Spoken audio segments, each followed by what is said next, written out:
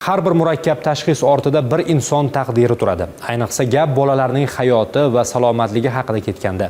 Eng murakkab qarorlar dunyoning turli nuqtalaridagi mutaxassislarni bir stol atrofida jamlaydi. Kuni kecha bolalar onkologiyasi, gematologiyasi va immunologiyasi ilmiy-amaliy tibbiyot markazida bosh va orqa miya o'smalari bo'yicha navbatdagi xalqaro tumor board konsiliumi bo'lib o'tdi. Yig'ilishda 17 yoshli bemorning murakkab klinik holati atroflicha muhokama qilindi. Tumor board turli yo'nalishdagi shifokorlar birgalikda murakkab kasalliklarda muhokama qiladigan xalqaro konsiliumdir. Unda har bir bemorning holati bir necha mutaxassis tomonidan ko'rib chiqilib, eng to'g'ri va samarali davolash usuli tanlanadi. Bu yerda bemorda marshrutizatsiya chizilib beriladi. Ya'ni bemor viloyat bolalar ko'p tarmoqli tibbiyot markazida bo'lyaptimi, bosh miya o'smasi bilan bormi? Demak, bu bizning mahalliy mutaxassislar bilan kelishiladi.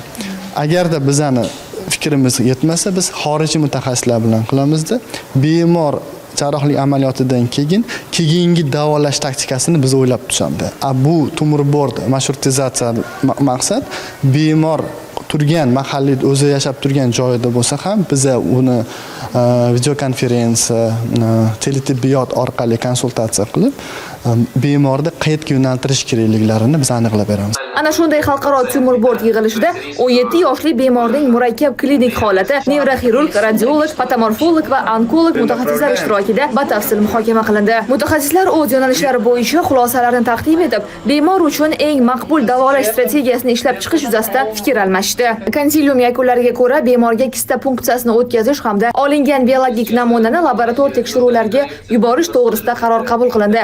Yakuniy davolash taktikasi tahlil natijalari asosida belgilandi. Muolajalar hammasi bizda tekin. Даже xalqaro tumor boardlar ham hozirda tekin. Misol chet ellarda pul to'lanadi, bizda tekin. Sababi biz endi boshlayapmiz bu narsani. Dorilarni kelib chiqishi shu davlat tomonidan hamda hozir 25-yildan boshlab global platforma tomonidan bizga yetkazib kelinadi. Eng muhimi bunday yondashuv har bir bemor uchun individual, ilmiy asoslangan va eng maqbul davolash strategiyasini ishlab chiqish imkonini yaratadi. Zarnigor Toripova va Muhammad Ali Mamajonov Ovoz informatsion dasturi uchun.